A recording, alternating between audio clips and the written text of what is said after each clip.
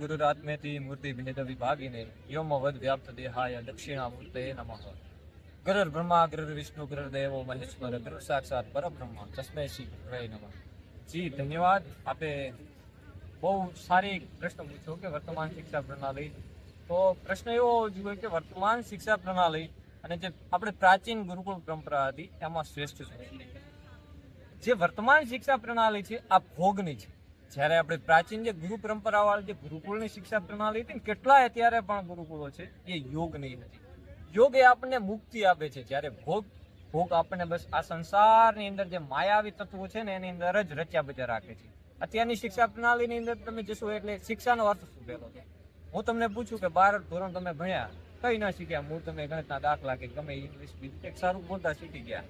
હવે એ શીખ્યા પછી તમારે 12મા પછી એવો અર્થ આવે કે મારે પોલીસ બનવું છે, કે મારે કોઈ સારો વકીલ બનવું છે, મારે કોઈ કલેક્ટર બનવું છે, કે મારે આ તે ગમે એ મારે સારું કોઈ સરકારી નોકરી લેવી છે. નોકરી લીધા પછી શું? તમે 60 વર્ષે રિટાયર્ડ થશો, 60-65 વર્ષે પછી શું? કઈ નહીં. તમારા છોકરાની આ પ્રોસેસ આની અંદર આ પ્રોસેસ છે ને કુંડાળો છે જે રીતે કરવાનું છે આ ફર્યા કરે. તમે તમારી સંતાનો એની સંતાનો બધા નોકરીઓમાં ને બસ ભોગવામાં છે. ભોગવામાં જેમ કીધું તો ને ત્યાગીને તો ભોજ કે આજ ક્યાંય નહીં આવે, ખાલી ભોગ. પણ આપણે ગુરુ પરંપરા શું હતી?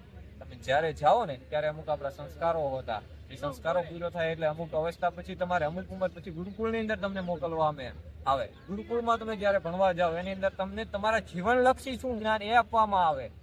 મુક્તિ કઈ રીતે મળશે એ આપવામાં આવે. અને વિશિષ્ટ જેને જ્ઞાન કહેવાય છે વેદોનું જ્ઞાન. વેદોના જ્ઞાનમાં તમને શું આપવામાં આવે? તમને સમજાવવામાં આવે કે તમારો જન્મ શા માટે થયો. અને તમને ભારતના 99% લોકોને ખબર નહીં હોય કે એમનો જન્મ શા માટે થયો. તમારા જન્મનું સાચું પ્રયોજન શું છે ને એ આપણી શિક્ષા પદ્ધતિ એની અંદરથી આપણને જોવા મળે છે. જે વર્તમાન શિક્ષા પ્રણાલી આપણે ક્યારે આપી શકવાની છે. એટલે જ કીધું છે કે વર્તમાન શિક્ષા પ્રણાલી છે એ વર્તમાન શિક્ષા પ્રણાલી છે એ યોગની નહીં પણ ભોગની છે. જ્યારે આપણે પ્રાચીન ગુરુકુળ શિક્ષા પ્રણાલી હતી એ યોગની. એટલે યોગને અપનાવો, ભોગનો તમે ત્યાગ કરો. સરસ વાત કહી તમે. પણ અત્યારે જે વર્તમાન શિક્ષણ પદ્ધતિ છે તેમાં સંસ્કૃત જે આપણો વિષય હોય છે તેને જ બાકાતમાં રાખે છે અને સાયન્સ અને મેથ્સ છે તેને વધારે મહત્વ આપવામાં આવે છે. તેના વિશે આપણે શું કહીએ? જો કે આપણે સંસ્કૃતનું જો જ્ઞાન લેવા જતા હોઈએ તો સંસ્કૃત એ જ સાયન્સ છે. તમે સાયન્સને એટલે કેટલું સાયન્સની અંદર શોધ કરી લીધી અણુની થઈ, અણુને પરમાણુની, અણુથી નાની શોધ થઈ છે.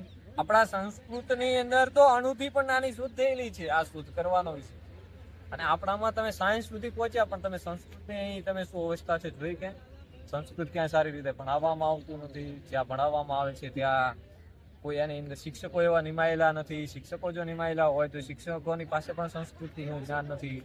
હવે હું સારામાં સારો કોઈ ગણિતનો શિક્ષક છું અને સંસ્કૃત જો ભણાવવા માટે જઈશ તો હું સારું ભણાવી શકીશ? કંઈક 6 થી 8માં એ ભગવદ્ ગીતાનો હમણાં સમાવેશ કરવામાં આવ્યો હતો. હવે એ ભગવદ્ ગીતા એટલે કંઈ ડાયરેક્ટ મારા મતે, હવે હું તો શું મારા મત હોય શાસ્ત્રના મતે, પણ મારા ગુરુ પરંપરાથી મેં જાણ્યું છે એ પ્રમાણે હું કહું ને તો ભગવદ્ ગીતા એ કંઈ તમે નાનપણમાં સાવ વાંચી નાખો એવો વિષય નથી. ભગવદ્ ગીતા એ તો ઉપનિષદો પહેલા તમે જોવા જશો તો વેદો પછી બ્રાહ્મણ ગ્રંથો હોય, આરણ્યક હોય, આરણ્યક પછી ઉપનિષદો હોય, ઉપનિષદો પછી કૃતાંતરની અંદર ભગવદ્ ગીતા. આ કેમ જેમ સમાજની અંદર જેમ આપણે આ સમજવાની બુદ્ધિ ઘટવા માંડી ને એમ એવી રીતે પુસ્તકો આવે. અત્યારે ભગવદ્ ગીતા પણ વાર્તા રૂપે આવવા માંડી ને. ભગવદ્ ગીતા તમે 6 થી 8ના બાળકોને કઈ રીતે ભણાવી શકશો? તે માટે શિક્ષક એવો ગુરુ પણ એવો હોય. એ માટે કેટલા નિયમોનું પાલન થાય. પછી તમારે જોવું પડે કે નિયમિત એના ક્લાસો લેવાય છે. હવે સંસ્કૃતનો શિક્ષક હોય ને ક્યારે તમને ભણાવવા ન આવે તો પછી એ તો અધર્મી કહેવાય ને. ધર્મી કહેવાય. ધર્મની મારે ઉપદેશ દેવો હોય, આ બધું હું બોલું ત્યારે બોલી શકું જ્યારે આનું પાલન કરતો હોય. આનું પાલન ન કરું ને તો પણ મને પાપ થાય. એટલે મારે બોલાય નહીં. જે શાસ્ત્ર સંમત હોય એવું શિક્ષણ સંસ્કૃતનું હોય. હવે તમે વિજ્ઞાનની વાત કરી તો વર્તમાન સમયની અંદર વિજ્ઞાન બહુ જરૂરી છે. પણ સંસ્કૃતમાં એ સંશોધન થવું પડે કે ભારતની ઓળખાણ શા માટે મળતી. આ ભારતની ઓળખાણ મળે એવા સંસ્કૃતની અંદરથી તમારે કાઢી અને વિજ્ઞાનની સાથે તમારે જોવું પડે. આપણી જૂની ગુરુ પરંપરા છે. અહીંના રામાચાર્યજી હોય કે પછી શંકરાચાર્યજી અત્યારે વર્તમાનમાં હોય એમની પાસે જોવું પડે અને આખી શિક્ષા પ્રણાલી છે બનાવવી પડે અને એ પછી એનો અમલ કરાવવો પડે. એનો અમલ કોણ કરી રહ્યું છે? કહેવાતી હિન્દુવાદી સરકારની અંદર ક્યારે આ શિક્ષણ ક્યારે આવ્યું છે? મારે ઘણું બધું બોલવું છે પણ ઓછું હું નહીં બોલું. કારણ કે આ મારી એક પીડા છે અને પીડા હું ગમે ત્યાં ઠાલું. આ તો તમારો પ્રશ્ન બહુ સારો પ્રશ્ન હતો અને મને ગમે કે મારી ઉંમરના યુવાનો આજે આવો પ્રશ્ન કરે છે કે તમે સંસ્કૃતનું જ્ઞાન લેતો. મને ખૂબ દુઃખ થાય કે હું સંસ્કૃત ભણી નથી શકતો જેટલું મારે ભણવું. હું કોઈ ગુરુકુળમાં જઈને હું ભણ્યો નથી આ શિક્ષા, એટલે મને બહુ દુઃખ થાય.